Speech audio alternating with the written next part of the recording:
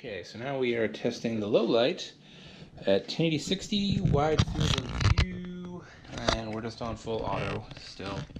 I'm gonna take our friend Bear here for a little nighttime walk. So let's leash him up.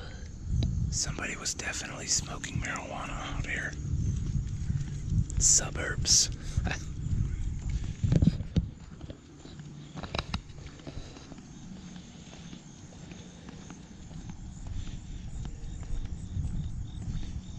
It is pretty dark. Hey, no streets. Come on.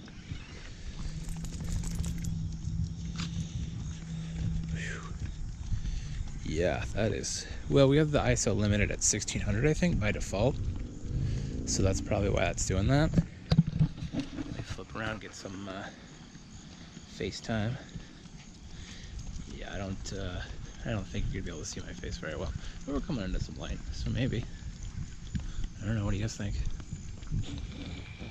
Okay, so we got Pro Tune on, and we are all the way up at 6400 on the ISO, I think. And it looks like some Blair Witch Project footage. You know? Pretty creepy. Be good for like a horror movie, you know, for a handy cam sort of look, I guess. It's pretty stable though. I have like a little handheld thing, but nothing else stabilizing, so stabilization does work very well, or at least it seems to on this little screen.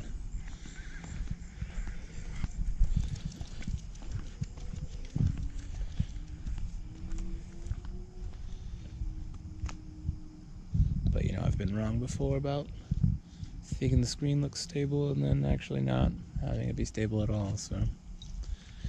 Oh, there goes a creepy light turning on. Alright, let's kill this. Okay, so now we're at 24 frames per second. And we're still at wide. We're at Pro Tune and our ISO limit is 1600, so I guess the auto doesn't put it at 1600, or maybe Pro Tune is just that much better, because this looks a lot cleaner. But again, it could have something to do with the fact that we're at 24 frames instead of 60. So our shutter speed's probably a lot lower, which lets in a lot more light. And that's something interesting about this GoPro is you can actually set the shutter speed, which, I mean, doesn't help you a ton because you can't set the aperture, but it is helpful, you know, especially for,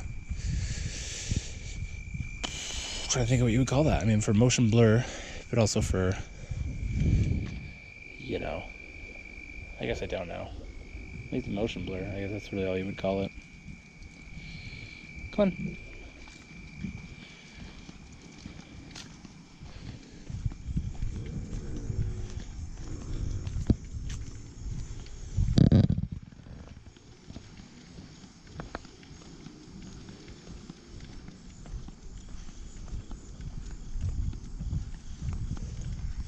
I'll bet you if I had the Karma grip, this would be a lot more steady. But, I mean, it is what it is, right? So there you have it. That's kind of a nighttime look with the GoPro Hero 6 Black. All in all, not really something you would use in a super dark situation like a suburb street where some of the street lights don't work.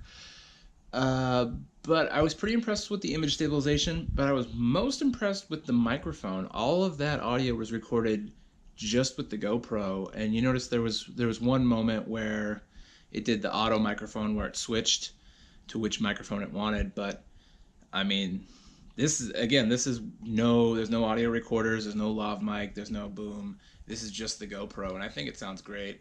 So that's probably the biggest surprise so far with the GoPro Hero 6, but all in all, I think it's a solid camera worth the investment.